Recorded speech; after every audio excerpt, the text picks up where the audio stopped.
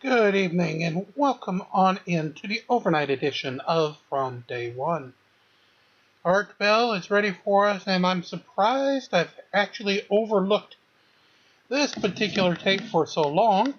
We covered Art's last episode that he's ever done, before his death, of course, but we didn't cover the very first episode that he did when he returned to radio in 2015. So, with further ado, that's what we have tonight. His very first episode, his guest will be Crystal Gale and Graham Hancock. So, here we go. As we rock through the movie.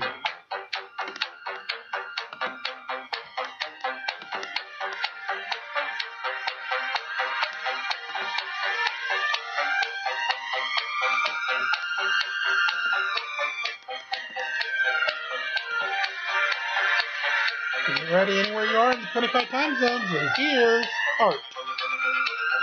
In just a second, of course. From the high desert and the great American Southwest, I bid you good morning, good afternoon, good evening, wherever you are in the universe, the world. We're covering it all with a brand new program called Midnight in the Desert. I'm Art Bell, and it is my pleasure to be here. It's going to be an interesting evening. The first thing we're going to do is cover the genesis of the name of the program. Now let's think about it a little bit. Midnight in the Desert. Where have you heard that before? Midnight in the Desert. Midnight in the Desert. Let me think about that. Oh, yes. There's this lovely gal in Nashville. There's this lovely gal in Nashville who, I'm hearing music. I wonder where that's coming from. It's really strange. Now it's gone. All right. This lovely gal in Nashville who sang it for me, and her name is Crystal Gale. Crystal, welcome to the program. Well, thank you for having me on. I was so excited.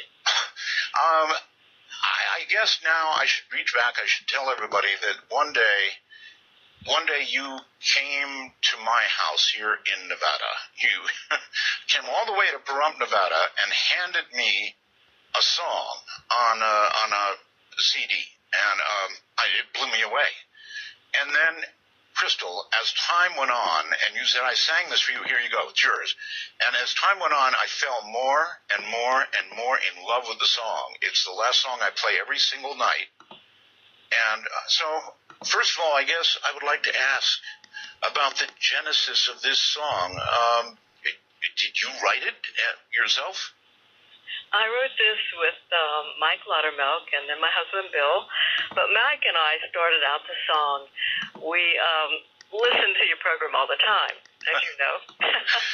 And we just started thinking about it. And we got to come up with something. And it just came. And we wrote it, and we decided we had to bring it to you. Crystal, when you write a song, does it most times just come, or are a lot of them struggles to write? Yeah, a lot of it can be struggle. Yeah. But the ones that I like are the ones that just come easy, and this definitely did. But it just felt right, and we wanted to do this. Boy, it does feel right. It feels right for. By the way, you'll be interested to know, we had a great vote on this website, and Midnight in the Desert won out hands down. Everybody wanted the program to be called that. Everybody wanted the theme to be that. This is great. So, well, we are very honored. Very, very honored. I'm very honored. What are you doing these days? Well, we're still working out on the road, doing different concerts, and been in the studio working on a classic country album that's in the mixing process and will be out soon, and just having fun. In my career, I've been all over the world, made so many wonderful friends, and love it. And I'm still making more. All right. I want an honest response here. When you go out on the road, man, you're really on the road. I mean, you're from spot to spot to spot to spot all over the country.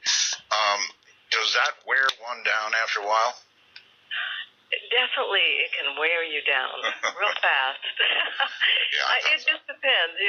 When I was younger, definitely we could go day after day after day, and then you get a little older, and it was like, okay, let's slow this down.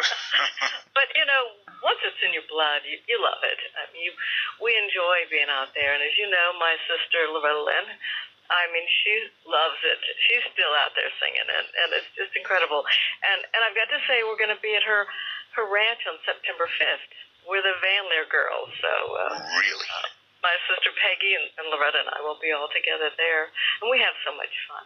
How come so much talent gathers in one family? I don't know. I think my mother would sing. My father, I think he sang and played the guitar, but Mom had a twin sister that they'd sing around at socials, and it was a part of our upbringing. In Kentucky, everybody gathered on the porch, and we didn't have the video machines and everything else. Oh, I know about Kentucky. I do. It's really laid back. There's so much beautiful farm country there. Horses all over the place. It's gorgeous. It's a great place. A wonderful place. You know where I am, out here in the middle of cactus country. Well, I love the desert. So you honestly really did. You used to listen to the show, huh? Oh, yes. Yes. That's incredible. I never know who's, just like you never know who's in the audience, I never know who's out there. That's right. Well, we listen, love it, and it inspired that song. Yeah. Somehow I can imagine you all listening as you're on a bus or on something going from, one gig to another. Definitely that. At home as well. It's, when you enjoy something, and I enjoy what you talk about, so all those interesting things. Well, when I played this, I'm married again. I played it for my wife, and she just absolutely fell in love with it. And then I told her that I actually met you, and I showed her your picture, and she about fell over. So I've got to ask you about your hair.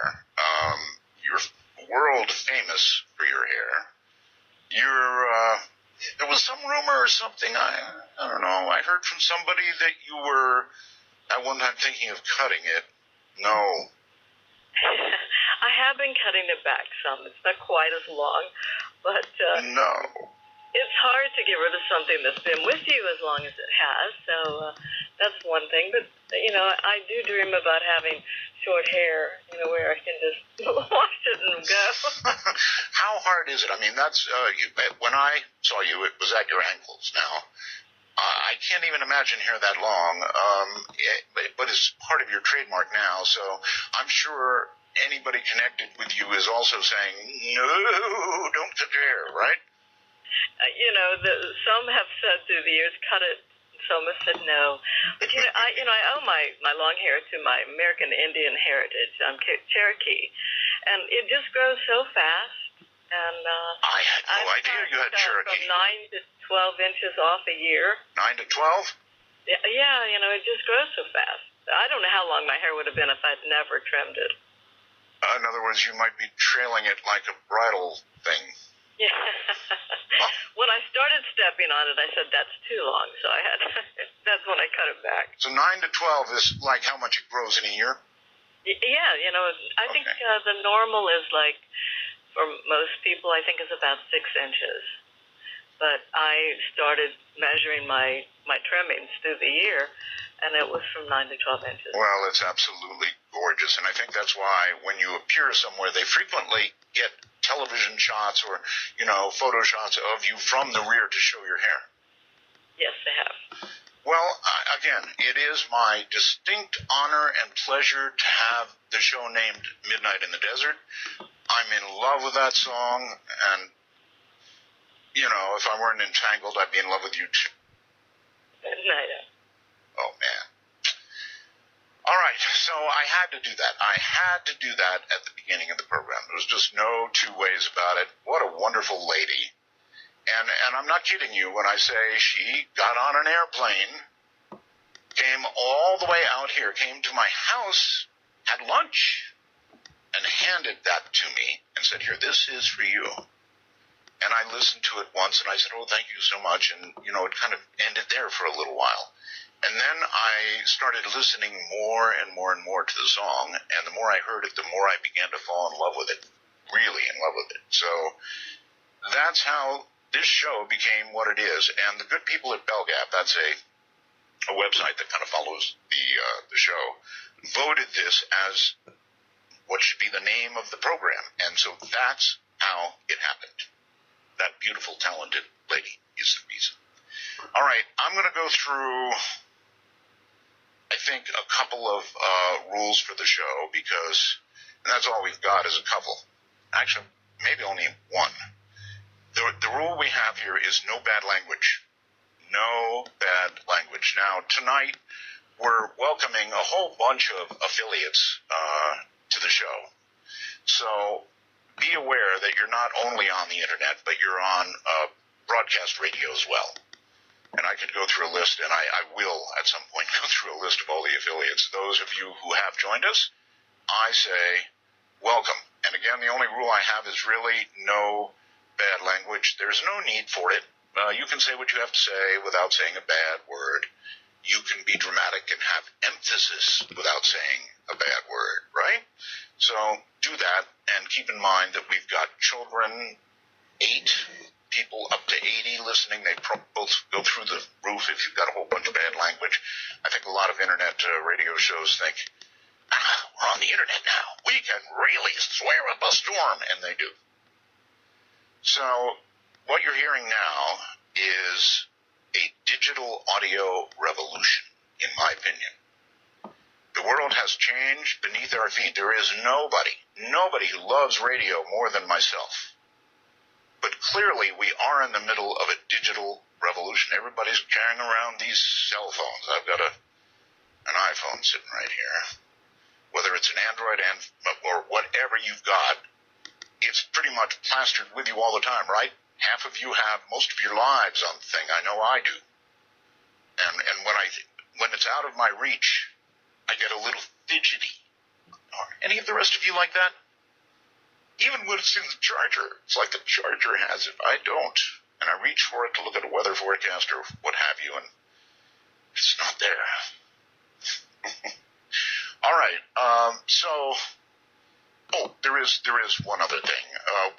There are many ways to call the show. We have a public number, which is area code 952-225-5278. That's 952-225-5278. You can use Skype in North America. That means U.S. and Canada. You simply kind of make like you want to make me your friend on Skype, and you enter MITD 51. That's MITD 51, as in midnight in the desert, right? If you're overseas, anywhere outside North America, it's MITD 55. That's MITD 55. Now, when you call, we prefer you use a headphone mic.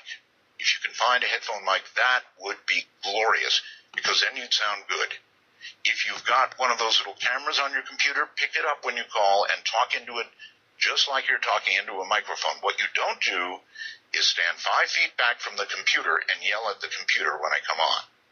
That never works. Always sounds bad.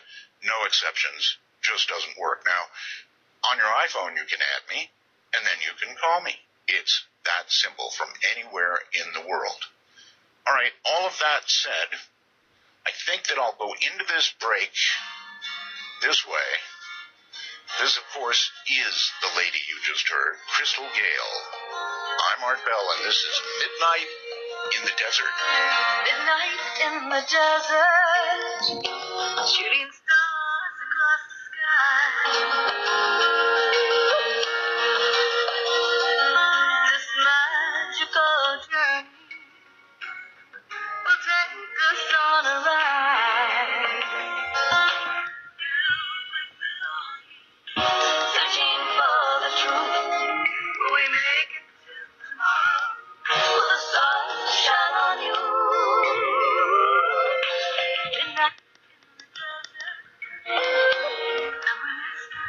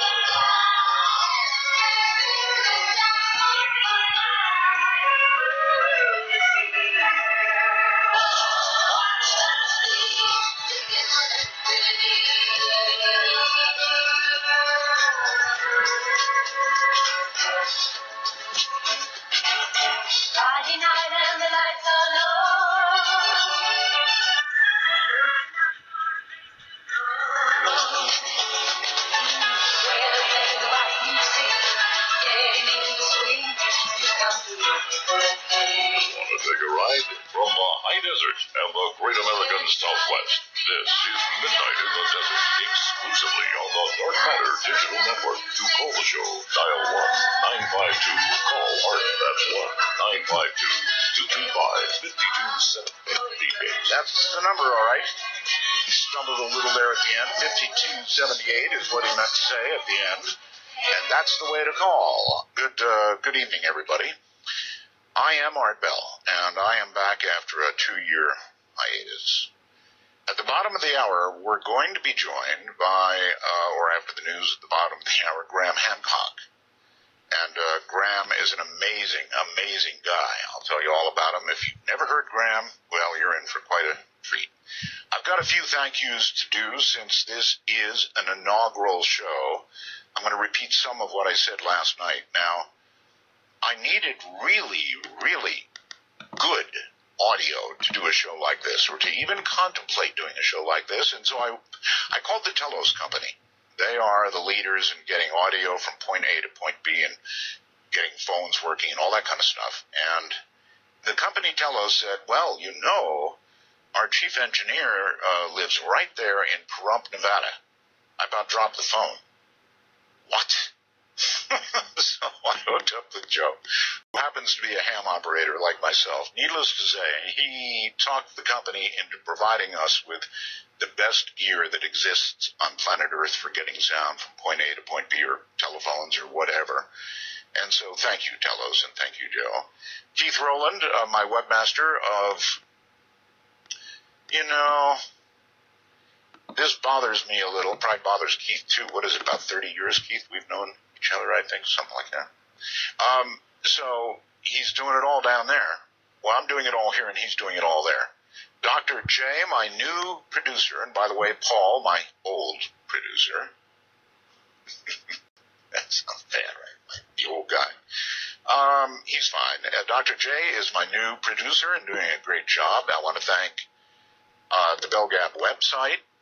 This is a website comprised of people that might chew your arm off or might give you a kiss on the cheek. Is really hard to say. They're sort of what I describe as vaguely lovable. And it's a great site. If you're not, well, there's 2 sites listed at artbell.com, incidentally. 2 sites. So here's the deal. BellGab is the wild, wild west. The other website listed, which claims the name of the show, is a little easier going. So if you don't feel like you would even put your head into the lion's den, you're going to want to go to that one. If you're unafraid, I make these people sound bad. They're actually bright people. They're people who have really helped spread the word of the show. And, it's a little acerbic at times, but BellGab is a place you might want to try, bellgab.com. Then there's Las Vegas Net, lasvegas.net. We did a test show last night, and as I mentioned last night, internet is crucial to virtually everything I do. Without internet, there is no me. The phones come in by internet, Skype comes in by internet, my program goes by the internet, so I am internet dependent. Last night we did a little test show, and we had storms up on the mountain between here and Las Vegas. That's where the microwave sends the internet, right? And these storms caused a gigantic rain fade. I mean, it's 9,000 feet up, folks, and it came down so hard that even the microwave signal simply didn't make it through. And when that happened, of course, an hour and a half or an hour and whatever it was, 3/4 into the show, things began going bonkers. So that's why you do tests. We ironed that out. We ironed out a whole lot of other things. And hopefully all will run smoothly tonight. That's not wood. That's sort of metallic, but it looks like wood. It's wood-like. Probably doesn't count at all. Let me find. There we go. That's real wood. All right. While we've got a moment, I'm going to pick up, I think, a call. And I'm going to go to Well, let's see. Let's go to Illinois. Hello, Illinois. Are you there? Yes. Extinguish your device, please. Done. Done. Great. Okay. What is your first name? Rose. A rose by any other, right? Yeah. What part of Illinois are you in, Rose? Ayuka. Ayuka. Population 600. Really? That's a very small town. I'm out in farm country. So does everybody sort of know everybody in your town? I imagine they do. Yeah, it's like everybody knows everybody. Uh-huh. Okay, well, listen, welcome to the program. Do you have any thoughts, suggestions, ideas, criticisms, anything? No criticisms. I love him. I cried when they took his show off the air. My husband, I was screaming and yelling at him. He's not on. That other radio show's on.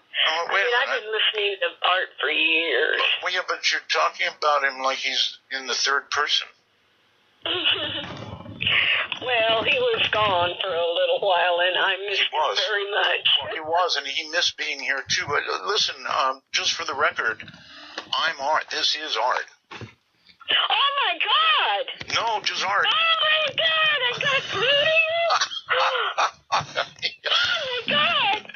Now, what have I always said, Rose? I've always said I don't have a call screener. Screeners, yeah, but I usually they say that and somebody else picks up. Oh, my Lord!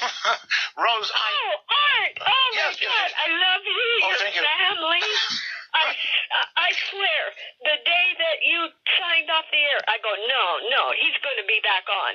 That other radio show was on. I screamed at my husband, he's not on! I sat down and cried. It was like somebody stabbed me in the heart with a knife. I've been listening to you for years. Rose, you've really got to get a recording of this program. I hope you have joined as a time traveler, and a copy of it.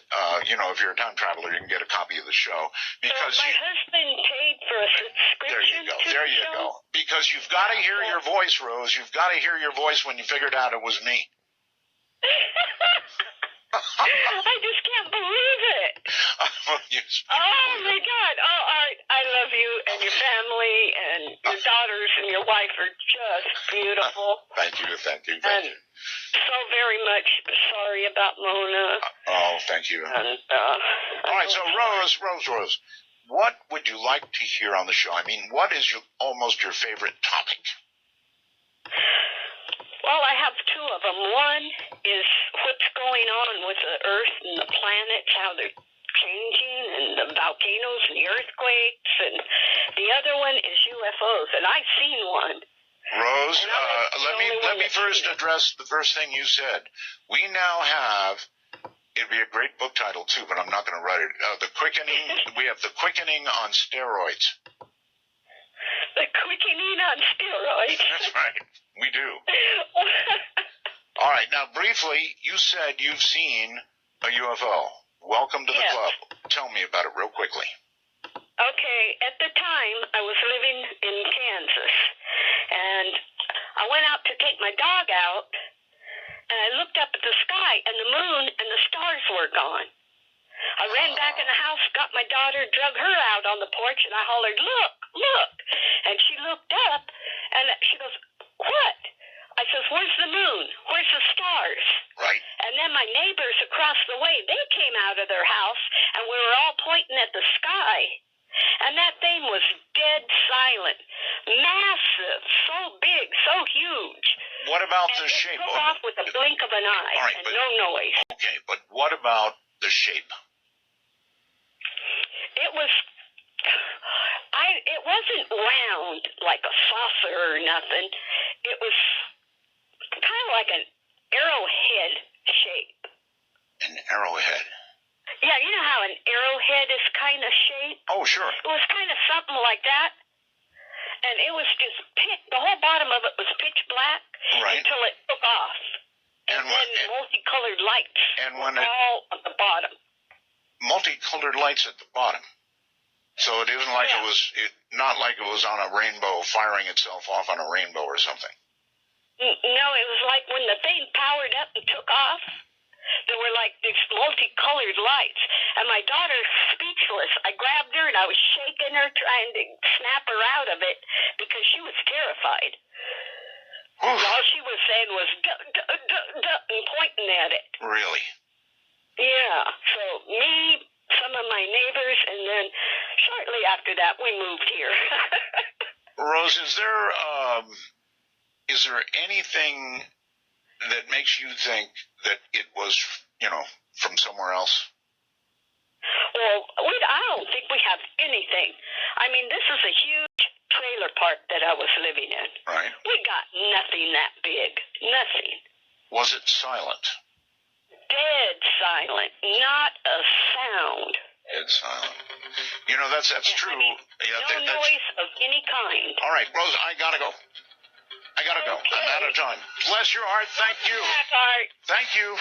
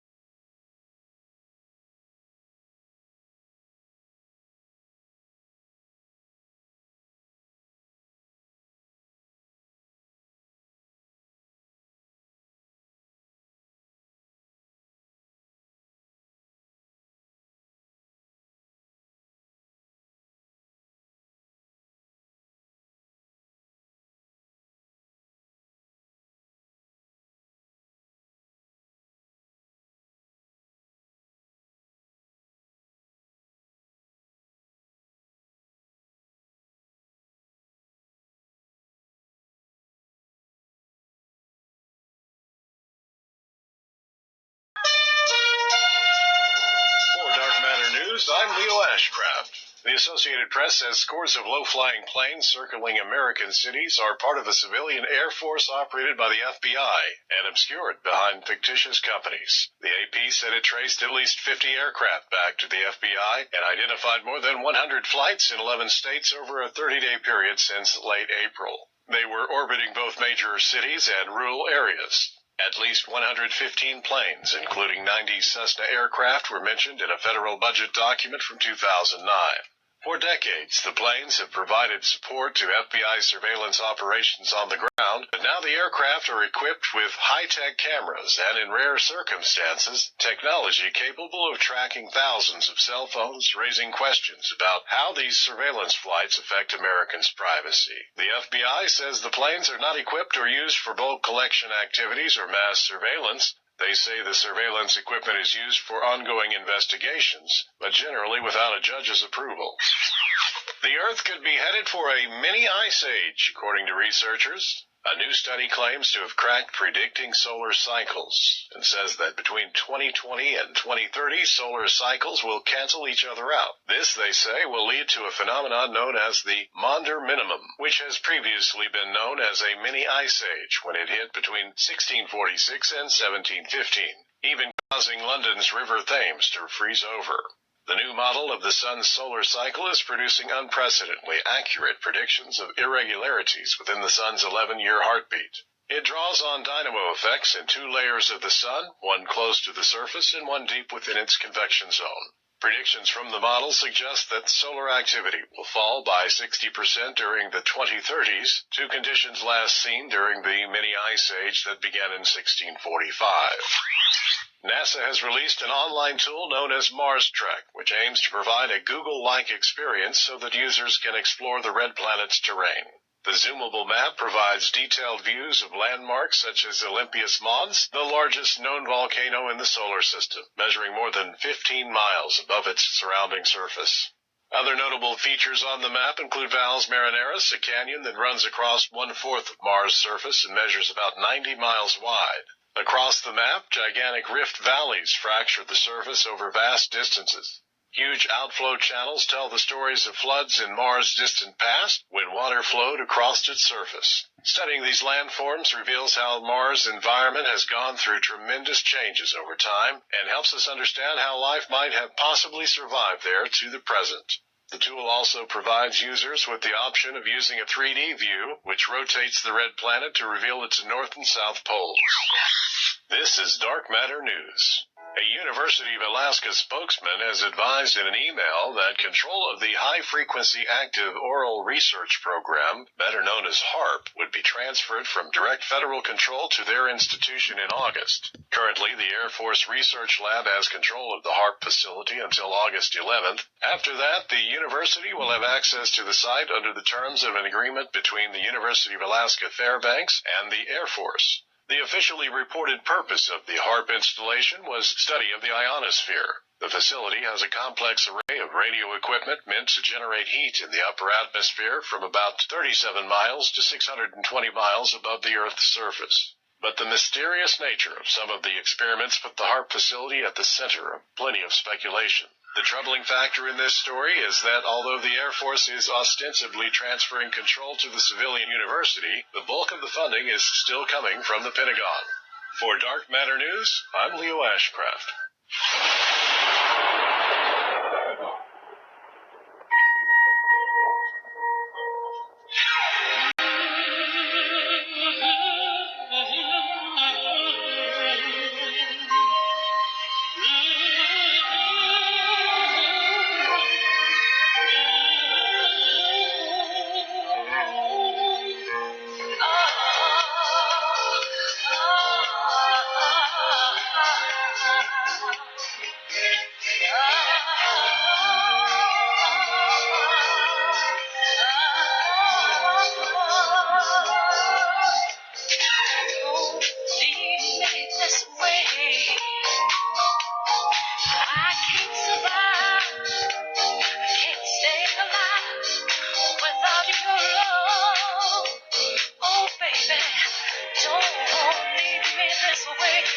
Midnight matters are best handled by those that understand how to move in the darkness, like Art Bell. To call the show, please dial 1-952-CALL-ART. That's 1-952-225-5278.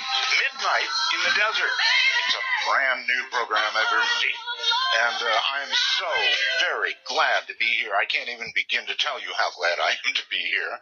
It's been a long 2-year wait. And it's been a long 2-year wait for Graham Hancock, too. Graham Hancock is a British writer.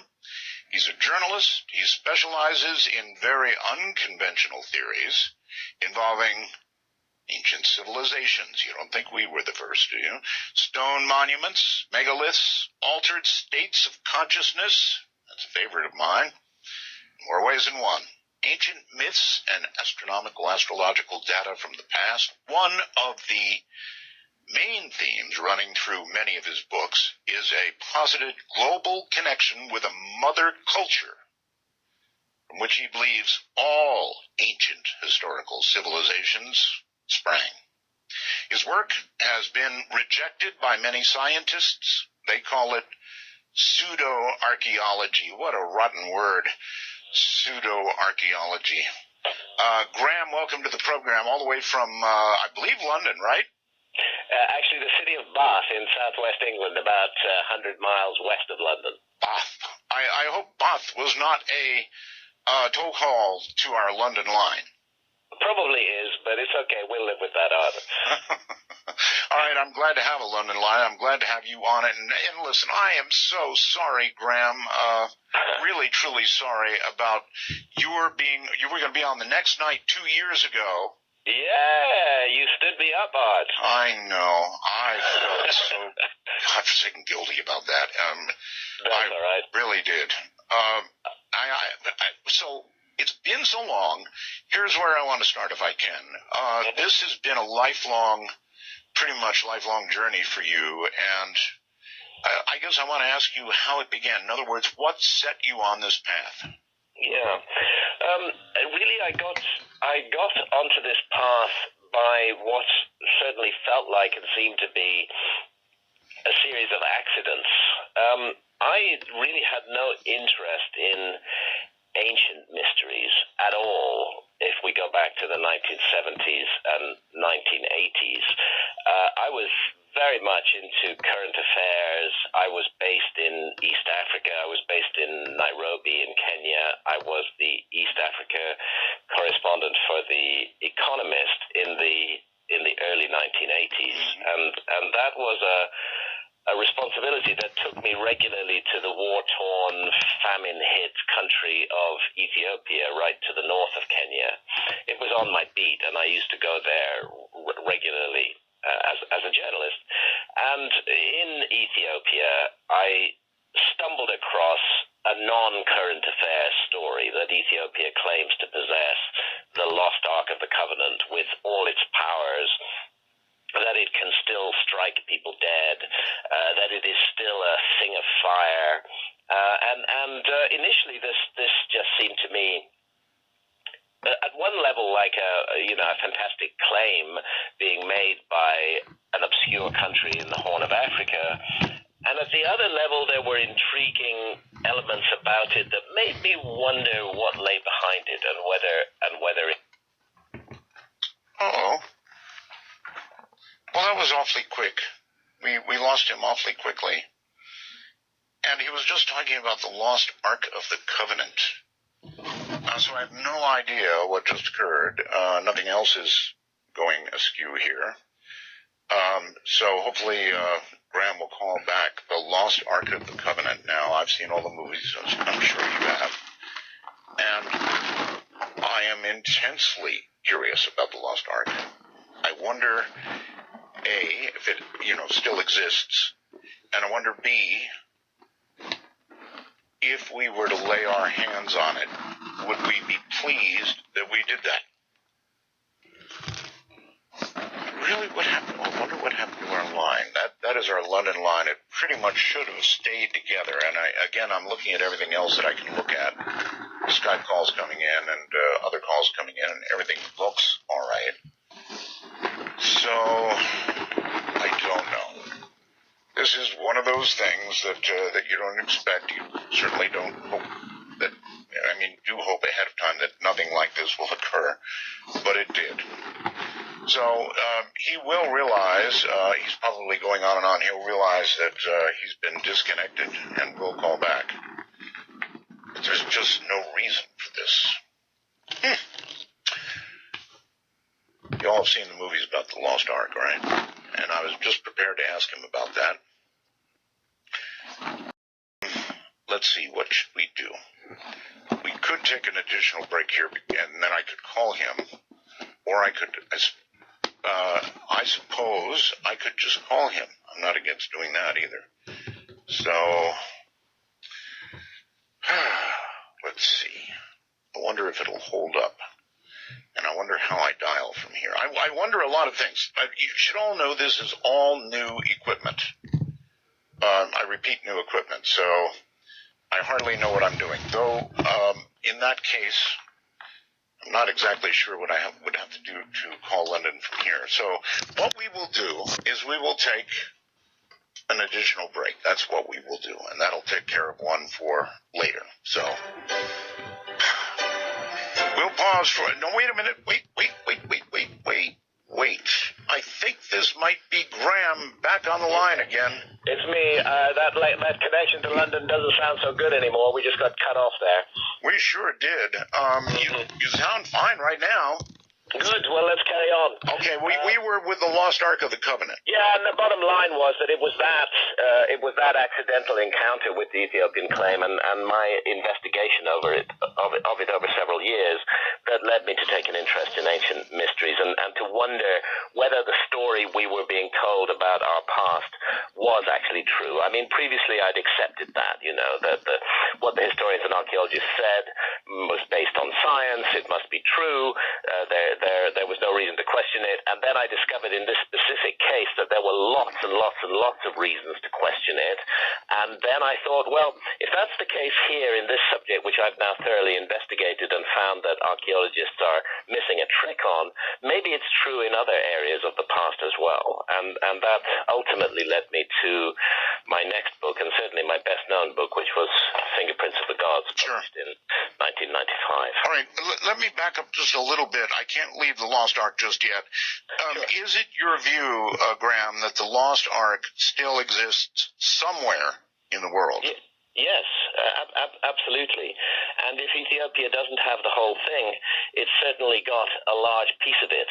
There are some indications that it got broken or damaged during the last couple of thousand years. And according to my reconstruction, it's been in Ethiopia since about 400 years before Christ.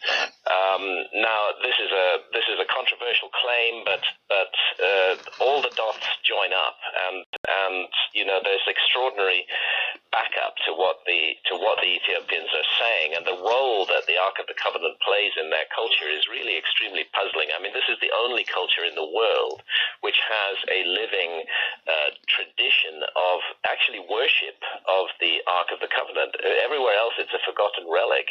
In Ethiopia, it's part of the beating cultural heart of that country, and every church has a replica of the Ark of the Covenant in its Holy of Holies. And it's really, the more you get into it, the more extraordinary it seems that this could just be based on nothing.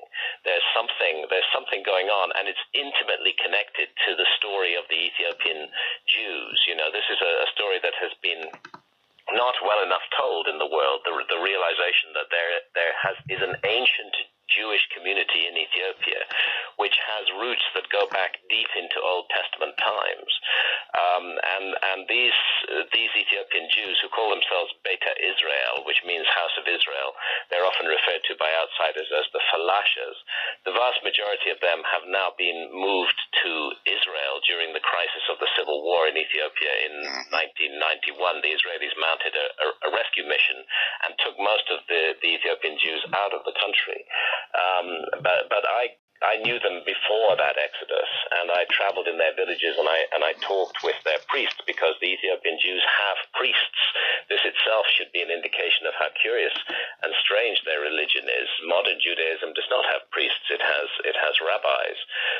But these Ethiopian Jews were practicing a very ancient form of Judaism, even sacrificing rams, which is forbidden in Talmudic Judaism. So, intriguing story, and one thoroughly worth investigating, and one that woke me up to the mysteries of the past. If you had access to the Lost Ark of the Covenant, would you hesitate to open it given the opportunity?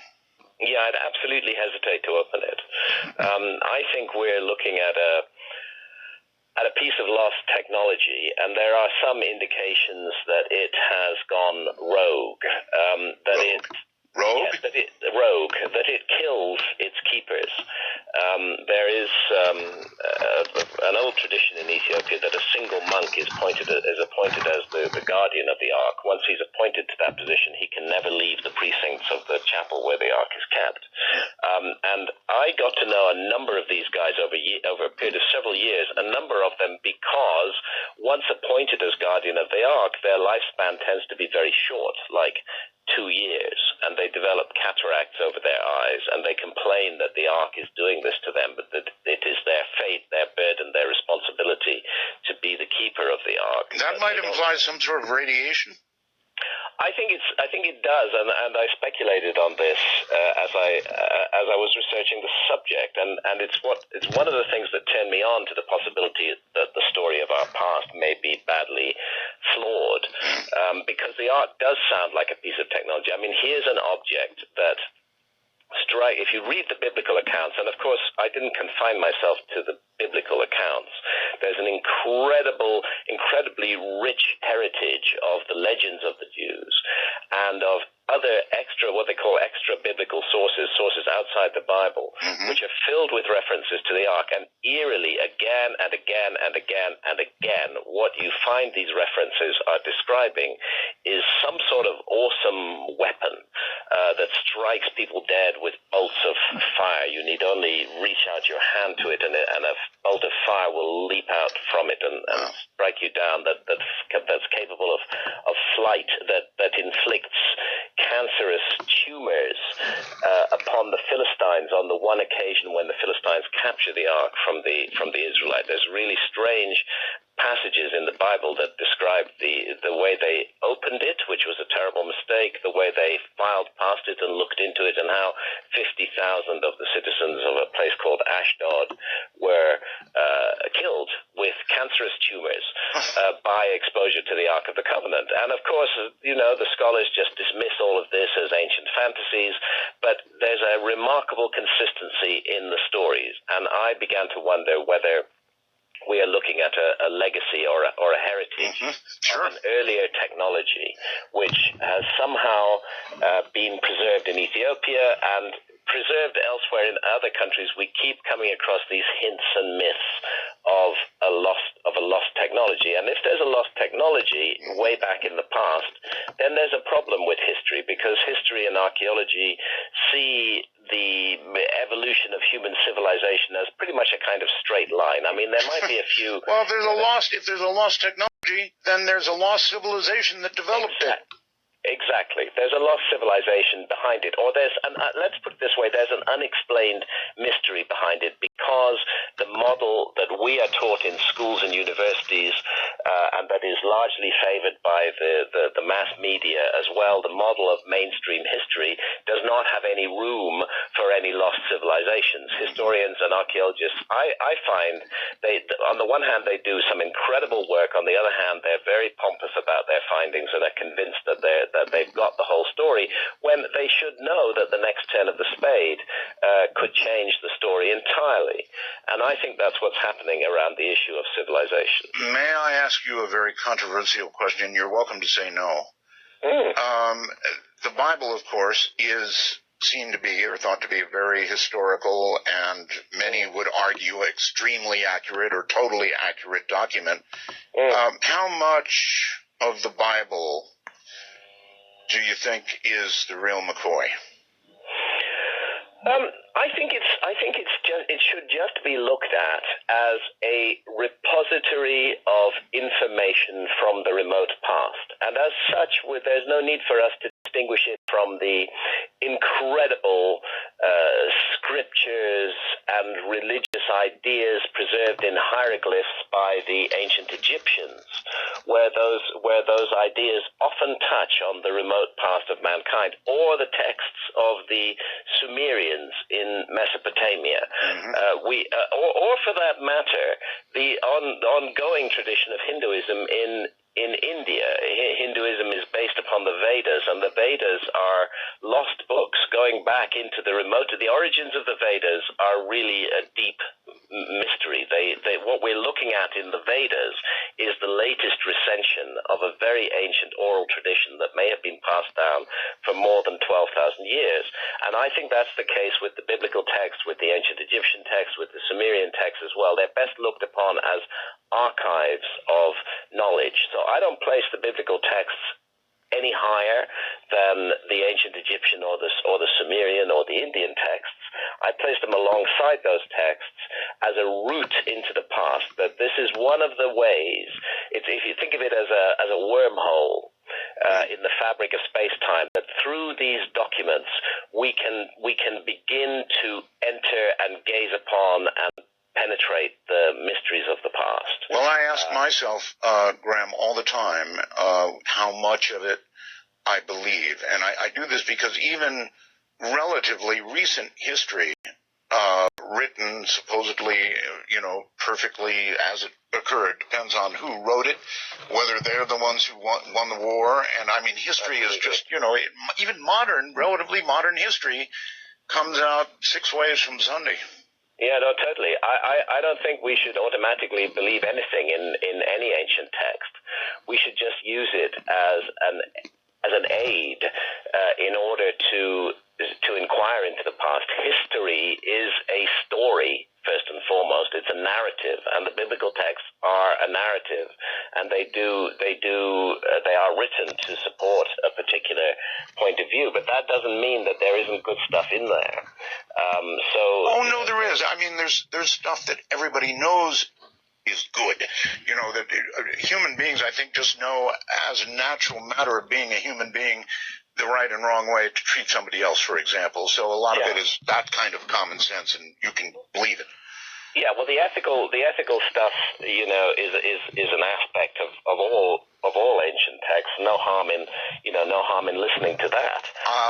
But Graham, I want to know: did the miracles really occur? Did the sea really part? All of that, I want to know, and we all do.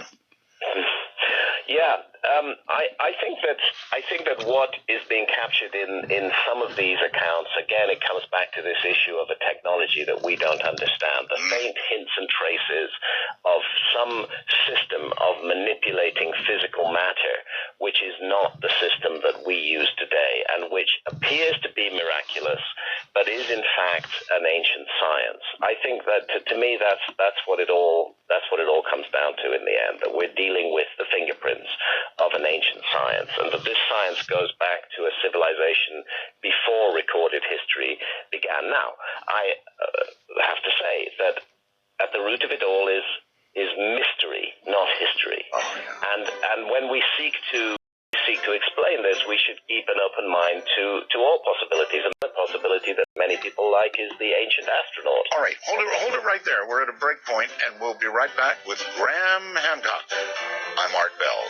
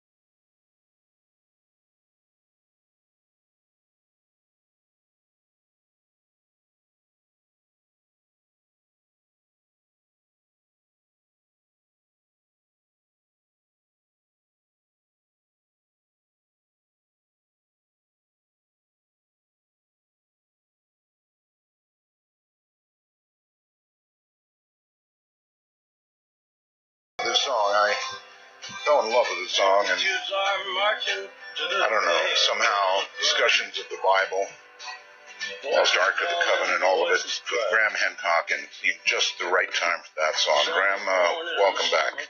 Thank you. Your new book, by the way, is Magicians of the Gods, right?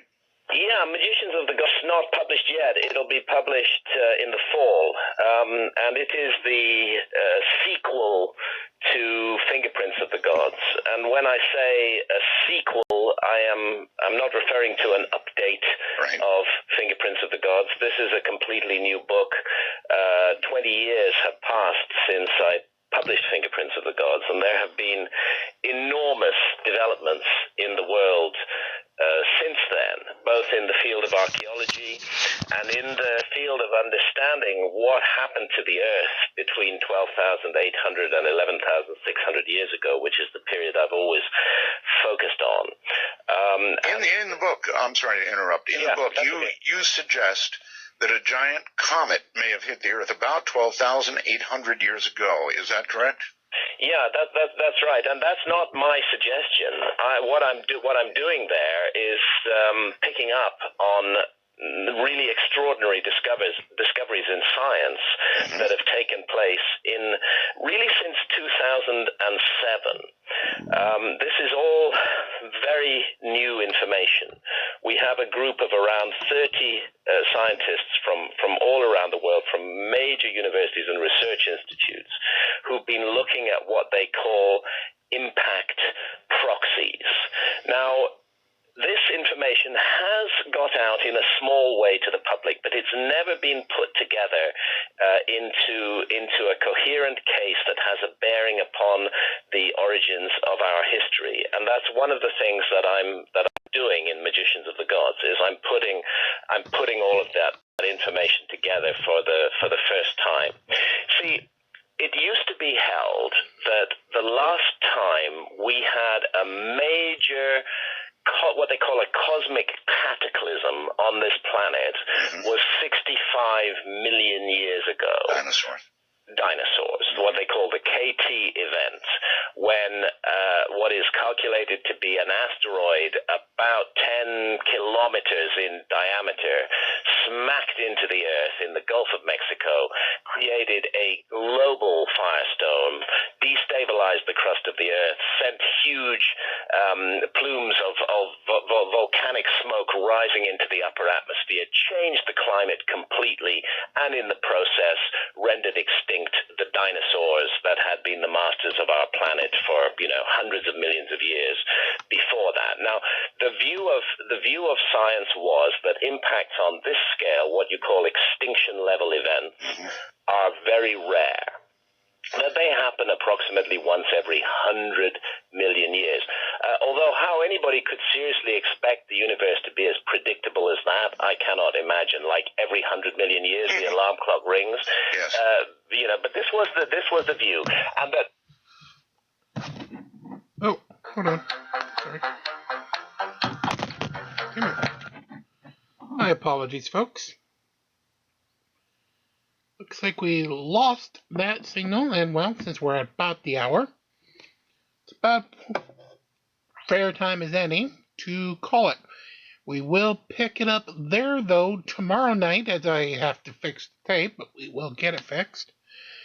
And again, if there were any silent portions, it was because after the fact, I had to go and edit out certain musical clips due to YouTube's copyright restrictions. I tried to modify the music up front to get around it, but then I figured, screw it, I'll just do it on the back end. Until then, though, this will bring us to a night as we finish off the brawls. Please make sure you do like, share, and subscribe. Get us to the goal of 50,000 views, 1,000 subscribers. Boxy over next year will send us those nice red boxes we can send to you all. And of course, Google will put us on the algorithms. Coinbase, Ibotta, Gain.gg, you know the drill on those, so I'm not going to harp on that. Until then, I hope you have a great evening. Make sure you like, share, and subscribe. Release the Krakens and be kind to one another as we march along this night and every overnight here from day one. Have a great night's sleep. Don't let the bed bugs bite, and we'll see you tomorrow.